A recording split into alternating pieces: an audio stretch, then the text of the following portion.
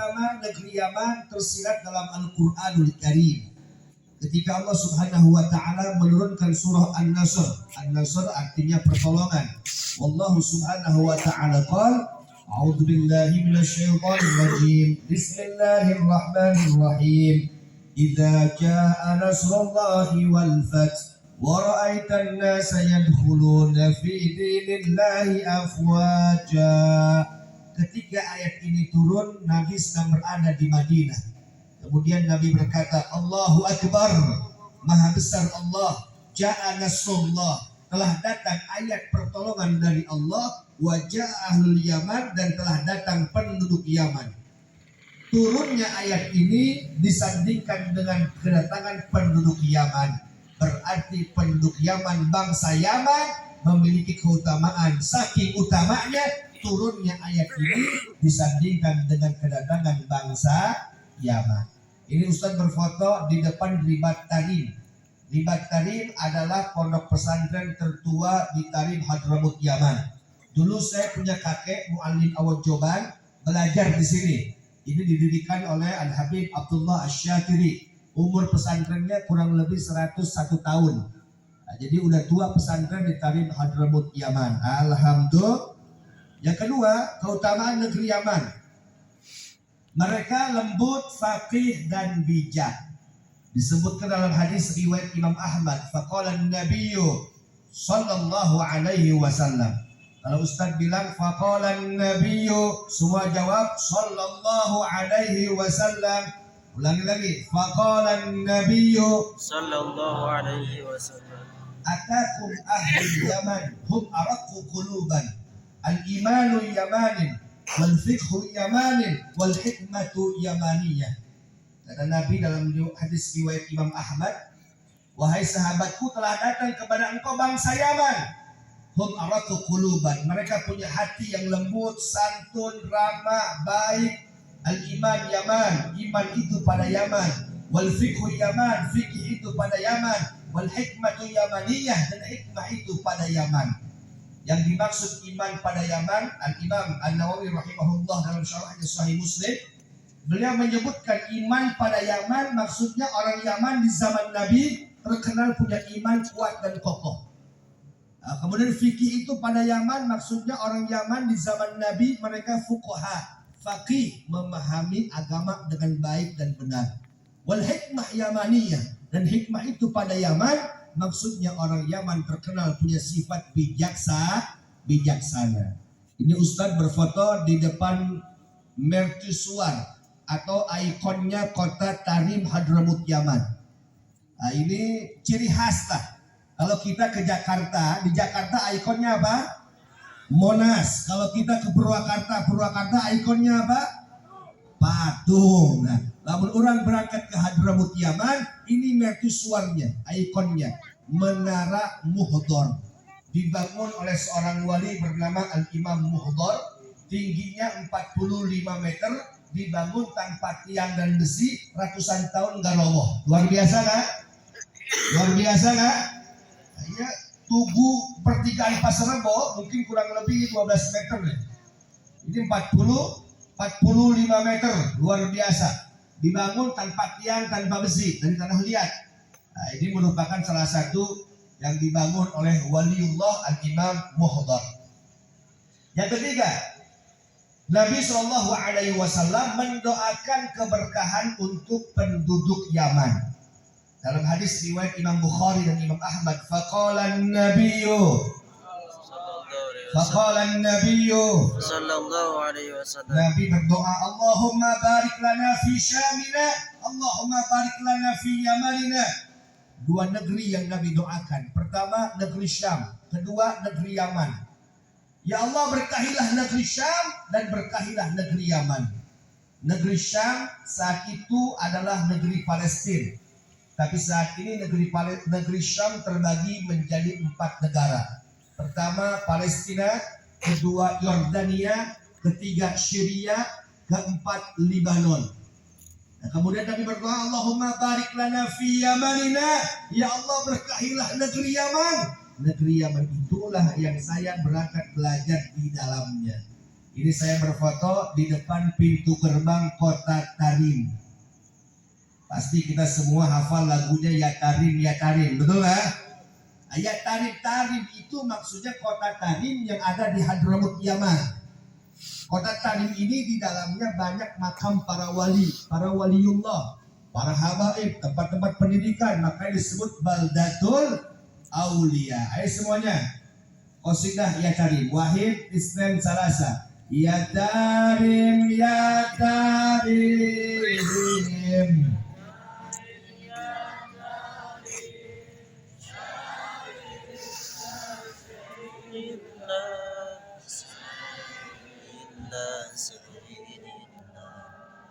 Semua Ya Tarim, Ya Tarim, Ya Tarim, Syairina Sayyidina, Syairina Sayyidina. Sallu ala Nabi Muhammad. Qasidah lagi lanjut setelah ini karena pemaparan kita cukup panjang. Nah, ini pintu gerbang kota Tarim. Saya doakan mudah-mudahan anak-anak kita atau keturunan kita atau jamaah santri Manhajus Sholihin yang hadir pada malam hari ini, saya doakan bisa belajar ke Tarim Hadramut Yaman. Amin ya Rabbal. Yang keempat, keutamaan negeri Yaman. Bangsa Yaman adalah umat yang pertama merasakan segarnya air telaga Rasulullah Shallallahu Alaihi Wasallam. Dalam hadis riwayat Imam Muslim, faqala an-nabiyyu inni la bi'aqri haudi adudun nasu li ahli al-Yaman adribu bi'asaya hatta yuraffid alaihim. Kata Nabi, nanti di surga aku punya telaga. Siapa yang meminum telagaku, ia tidak pernah akan haus abada selamanya. Aku melarang orang meminum terlebih dahulu kecuali orang Yaman meminumnya terlebih dulu. Subhanallah. Telaga Nabi nggak kasih kepada orang lain sebelum orang Yaman meminumnya terlebih dahulu. Sallu ala Nabi Muhammad. Ini Ustaz berfoto di depan makam Nabiullah Hud alaihi salam. Nanti bab kedua kita akan bahas tempat-tempat ziarah di Yaman. Sekarang kita masih bahas tentang keutamaan negeri Yaman. Yang kelima, bangsa Yaman adalah sebaik-baiknya penduduk bumi. Dalam hadis riwayat Imam Ahmad, Imam Bukhari dan Imam Al-Baihaqi, faqala an-nabiyyu sallallahu alaihi wasallam yusiku ayatla alaikum ahlul Yaman ka'annaha qit'us sahab atau qit'atus sahab hum khiyaru man fil ard. Wahai sahabatku, hampir-hampir bangsa Yaman melebihi kalian. Mereka bak segumpal awan. Awan itu bersih, suci dan selalu berjamaah. Hum khiyaru man fil ard. Mereka adalah sebaik-baiknya penduduk bumi. Ini saya berfoto di atas dengan salah satu adik Munsif Al-Habsyi yang Habib Muhammad saat ini ada di Indonesia. Yang kedua, saya berfoto dengan putra Ainut Tarim yang doanya makbul diijabah. Kemudian yang ketiga, saya berfoto dengan salah satu rektor Universitas Darul Hadis di Hadramut Yaman. Alhamdulillah. Yang keenam, keutamaan negeri Yaman. Negeri Yaman atau bangsa Yaman adalah tentara Allah di masa terjadinya fitnah. Nanti di akhir zaman Bapak Ibu sekalian akan ada huru-hara, peperangan di mana-mana, kerusuhan di mana-mana, banyak fitnah bermunculan. Maka di sana ada 3 tentara Allah. Pertama, Jundun bil Syam, tentara Allah dari negeri Syam. Kedua, Jundun bil Yaman, tentara Allah dari negeri Yaman. Yang ketiga, Jundun bil Iraq, tentara Allah dari negeri Irak. Maka ketika terjadinya fitnah, ikutilah 3 tentara Allah dari 3 negeri ini. Pertama, negeri apa? Negeri apa? Syam. Kedua, negeri Yaman. Ketiga, negeri Irak. Nah, para ulama mensyarah ini hadis. Apa kata ulama? Siapapun ulama, baik kalangan habaib maupun masyayikh keturunan bangsa Yaman yang berjuang di negeri manapun, mau di Indonesia, di Malaysia, di Brunei, di Eropa, di Afrika, di Asia, siapapun dia, keturunan bangsa Yaman yang berjuang di manapun negerinya, itulah tentara Allah yang Allah utus di negeri tersebut. Jadi kalau ada keturunan bangsa Yaman di Indonesia yang berjuang menegakkan kalimat Allah, menyuarakan kebenaran, itulah tentara Allah yang Allah utus di Indonesia. Makanya saya yakin, hakul yakin bahwa Habib Rizik Syihab keturunan bangsa Yaman, keturunan juga nasabnya Habaib. Beliau adalah salah satu ulama yang disebut dalam hadis ini tentara Allah yang Allah utus di negeri Indonesia ini. Allahu Akbar. Saya berfoto dengan salah satu tentara yang ada di Hadramut Yaman. Ini Ustadz yang pakai baju apa? Nah, baju putih, bawa pistol nih, ya. Nah, yang baju biru ini Ustadz Ja'far. Jadi beliau ketika sekolah di Jamiatul Ahqaf. Nah, ini lagi berfoto dengan tentara yang ada di Hadramut Yaman. Alhamdulillah.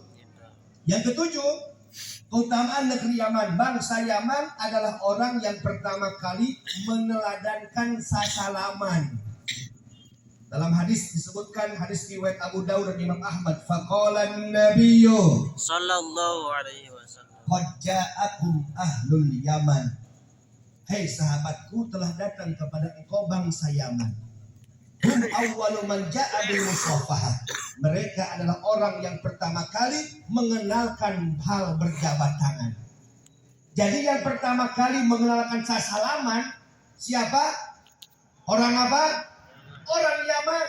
Sampai Nabi mengeluarkan hadis, ma min muslimaini, tidaklah dua orang muslim yaltaqiyani, ia berjumpa, wa yatasafahani, dan berjabat tangan, selama tangannya belum dilepas, selama itu malaikat meminta ampun kepada Allah untuk kedua orang muslim ini.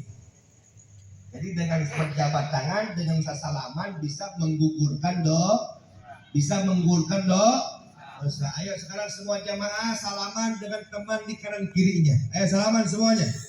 Sallallahu ala Muhammad sallallahu. Ayo salaman semua.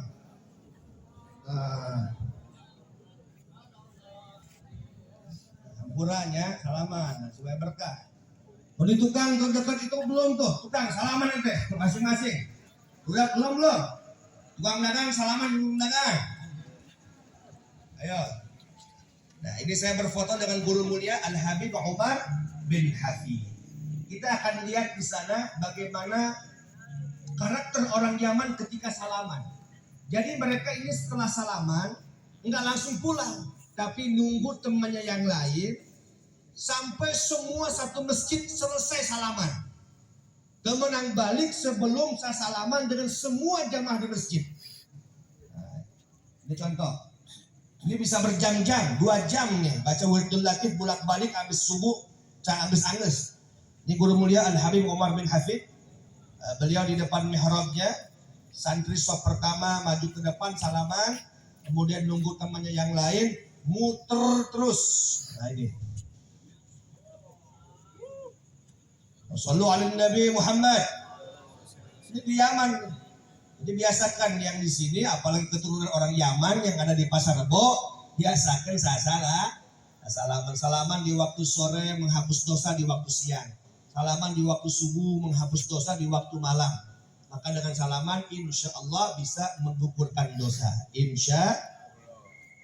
Kemudian yang ke-8, bangsa Yaman mereka memiliki semangat yang tinggi mempelajari sunnah. Dalam hadis riwayat Imam Muslim, faqala an-nabiyyu sallallahu alaihi wasallam, anna ahlal Yaman qadimu ala Rasulillah. Orang Yaman datang jauh-jauh dari Yaman ke Madinah menghadap Nabi. Untuk apa? Ya Rasulullah, ib'ats ma'ana rajulan yu'allimuna al-Islam was sunnah. Wahai Rasulullah, utuslah kepada kami di antara sahabat terbaikmu untuk mengajarkan kami tentang iman dan Islam. Maka Nabi fa'akhadha yada Abi Ubaidah. Nabi mengangkat tangan sahabat terbaiknya yaitu Abu Ubaidah sambil berkata, hada aminu hadhil ummah. Inilah Abu Ubaidah orangnya yang akan mengajarkan kalian tentang iman dan Islam. Sallu ala Nabi Muhammad. Jadi orang Yaman ini dari Yaman, dulu Yaman ke Madinah itu bisa berminggu-minggu perjalanan. Belum ada mobil, belum ada motor, belum ada kereta, belum ada lagi Gojek, belum ada lagi ojek can aya zaman baheula. Tapi rela mereka jalan kaki dari Hadramut ke Madinah, berminggu-minggu jalan kaki untuk mempelajari ilmu. Alhamdulillah. Insyaallah malam hari ini juga bermacam-macam variasi nih datangnya nih. Bermacam-macam yang datang malam hari ini. Dari manapun kalian datang, insyaallah mendapatkan rahmat dari Allah Subhanahu wa taala. Ini saya berfoto di depan Ribat Darul Mustafa. Pondok pesantren Darul Mustafa pimpinan Al-Habib Umar bin Hafid. Ini pondok pesantrennya. Kemudian yang ke-9, bangsa Yaman gigih dalam ibadah. Disebutkan dalam hadis riwayat Ibnu Abi Asim, faqala an-nabiyyu sallallahu alaihi wasallam innahu sayati qaumun tahkiruna a'malakum ila a'malihim. Qulna ya Rasulullah, Quraisy? La, walakin ahlul Yaman. Dalam hadis disebutkan akan datang suatu kaum, wahai sahabatku, yang apabila kau bandingkan amalanmu dengan amalan mereka, kau gak akan pede. Kau pasti minder. Saking dahsyatnya ini amalan yang dilakukan oleh satu kaum ini. Kemudian sahabat bertanya, Quraisy? Apakah mereka bangsa Quraisy, wahai Nabi? Nabi menjawab, la, bukan. Walakin ahlul Yaman. Tapi mereka adalah penduduk Yaman. Sallu ala Nabi Muhammad. Ini Ustadz berfoto di depan makam sahib Ratibul Attas, yaitu Ratibul Attas Al-Habib Umar bin Abdurrahman Al-Attas. Sallu ala Nabi Muhammad. Nah, kemudian kita masuk bab 2. Sebelum masuk bab 2, mari selingan dulu iklan dengan qasidah Ya Karim terlebih dahulu. Sallu ala Nabi Muhammad.